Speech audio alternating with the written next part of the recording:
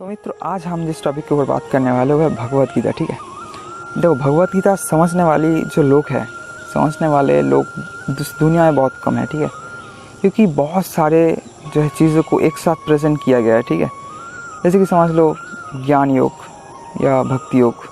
ठीक है, मेनली दो योग होते हैं। ठीक है, ज्ञान योग और निष्काम कर्म योग व भक्ति योग। तो इस दो को इस तरह से मिक्स्ड करके जो है समझाया गया है, इसलिए बहुत लोग समझ नहीं पाते। ठीक है, इसलिए बहुत लोगों का समझने में बहुत तकलीफ भी होता है। और ऊपर से जो है बहुत सारे दर्शनों को समझाया गया है भगवत गीता के माध्यम से, जैसे कि वेदांत दर्शन, सांख्य दर्शन और योग दर्शन।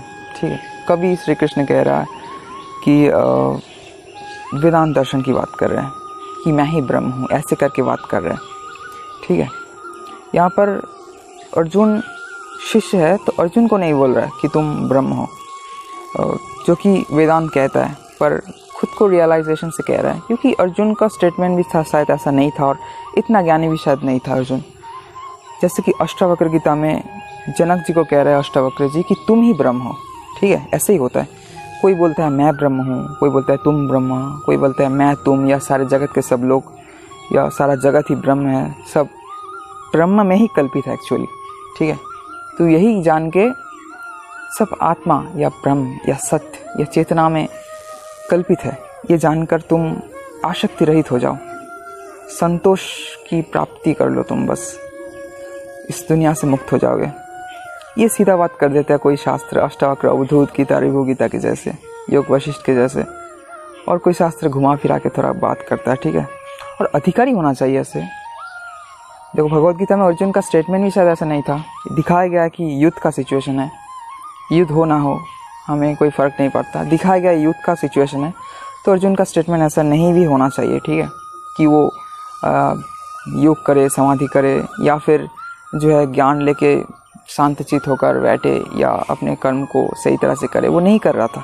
इसलिए काफ़ी तरह से समझने की कोशिश किया है श्री कृष्ण ने, जो कि हर स्पिरिचुअल जो इन्फ्लुएंसर गुरु करते हैं। तो श्री कृष्ण कभी खुद को ब्रह्म कह रहा है, कभी प्रकृति समझ के बोल रहा है कि मैं प्रकृति हूँ, ऐसे समझ लो। ठीक है, कि श्री कृष्ण बोल रहा है कि हमारा बार बार जन्म होता है, मेरा भी बार बार जन्म होता है। ठीक है, हमारा पुनर्जन्म होता है, ऐसे कह रहे हैं, तुम्हारा भी, मेरा भी, तुम्हारा भी, सारे राजन्य वर्गों का भी जो है पुनर्जन्म होता है, ऐसे कह रहे हैं। तब समझ लो श्री कृष्ण खुद को प्रकृति समझ के बात कर रहे हैं, जगत समझ के बात कर रहे हैं, क्योंकि जगत का ही तो पुनर्जन्म होता है। ठीक है, आत्मा का थोड़ी पुनर्जन्म होगा, आत्मा कोई पुनर्जन्म नहीं होता। आत्मा सर्वव्यापक चैतन्य स्वरूप है। आत्मा कोई अपने जो हृदय में बैठा कोई बिंदु नहीं है, या फिर कोई सूक्ष्म देह भी नहीं है कि उसका पुनर्जन्म होगा, या वो किसी ब्रह्मांड से बाहर जाके किसी लोक में भगवान के साथ रहेगा। कोई ऐसे भगवान नहीं होता, कोई ऐसे लोक नहीं होता।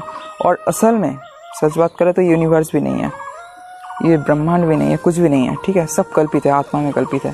तो ये जान जाओ, मुक्त हो जाओगे तुम, यही बात कर रहा है। और जब बोल रहा है कि मैं अज हूँ, अजन्मा, मेरा जन्म ही नहीं होता, श्री कृष्ण जब ये कह रहा है तो खुद को ब्रह्म समझ के कह रहा है। ठीक है, और कभी तो श्री कृष्ण अर्जुन को कह रहा है कि योग करो, चित्त निरोध करने की कोशिश करो, ध्यान करो, सीधा बैठो, इस तरह का जो इनडायरेक्ट बात कर रहा है, क्योंकि काफ़ी तरह से घुमा फिरा के अर्जुन को युद्ध कराने की चेष्टा किया जा रहा है, या फिर अर्जुन को अपने कर्तव्य कर्म को करने के लिए बोला जा रहा है, इस तरह से। ठीक है, तो ऐसे ही समझ लो, ऐसे ही है हमारा शास्त्र। ठीक है, ऐसे ही भाव है। तो इस तरह से जो है भगवत गीता समझना कोई बच्चों ही खेल नहीं है। ठीक है, बहुत सारा दर्शन है, बहुत सारा योग है इसमें, बहुत सारे जो है चीज़ों को मिक्सचर कर दिया गया है। ठीक है, एकदम मतलब खिचड़ी कर दिया गया है, समझ लो। ठीक है, दाल और चावल या बहुत सारे सब्जी को लेकर जैसे खिचड़ी कर देता है ना, ऐसे ही भगवत गीता के अंदर है। खिचड़ी से चीज़ों को समझना कोई एक्सपीरियंस लोगों के अलावा जो है संभव नहीं है।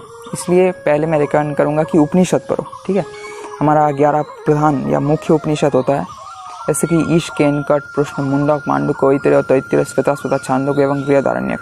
छांदोग्य और बृहदारण्यक थोड़ा सा बड़ा है, इसलिए बाकी 9 उपनिषद तो पढ़ लो, और अष्टावक्र गीता पढ़ लो। ठीक है, जो कि महाभारत के अंदर आते हैं, जिसके अंदर भगवत गीता आते हैं, और अवधूत गीता है भागवत पुराण में, और शिव रहस्य पुराण में है ऋभु गीता, ठीक है। योग वशिष्ठ है, वह वशिष्ठ गीता, ये बहुत बड़ा है, अध्यात्म रामायण का है, अध्यात्म रामायण का एक अंश है। जो भी हो, ये सब शास्त्र पढ़ो। अष्टावक्र गीता बहुत छोटा है, पढ़ लो पहले उपनिषद और अष्टावक्र गीता, फिर भगवद गीता समझने की कोशिश करो। पहले ही पढ़ सकते हो, मैं जैसे बोला ऐसे समझने की कोशिश करो, शायद से समझ जाओगे, ठीक है। तो सब लोग अच्छे रहना, फिर मिलेंगे किसी दूसरे वीडियो में, तब तक के लिए बाय बाय।